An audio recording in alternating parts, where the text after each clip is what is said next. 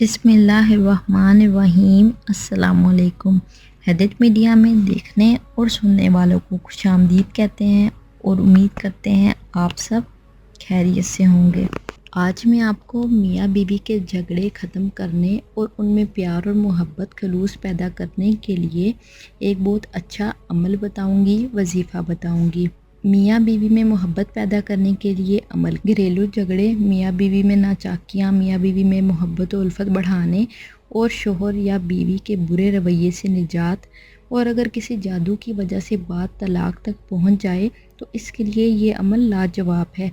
इस अमल से सख्त गुस्सीला शोहर भी मोहब्बत पर मजबूर हो जाता है और घर में मोहब्बत और राहत और सुकून हो जाता है। मियाँ या बीवी जिसको ज़रूरत हो वो इस अमल को नमाज फ़जर के बाद एक मर्तबा लाजमी करे और इसके करने के बाद दुआ करे। इंशाअल्लाह अल्लाह ताला के फजलो करम से मियाँ बीवी में झगड़े ख़त्म हो जाएंगे और मोहब्बत पैदा हो जाएगी।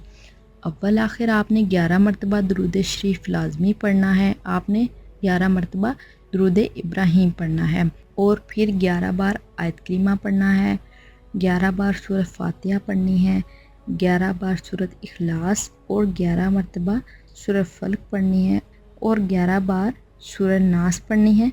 और इसको पढ़ने के बाद दुआ कर लीजिए। इंशाअल्लाह अल्लाह ताला आपके घर में अमन और सुकून पैदा करेगा, मोहब्बत पैदा करेगा। अल्लाह ताला आपका हामी नासिर हो। खुदा हाफिज़।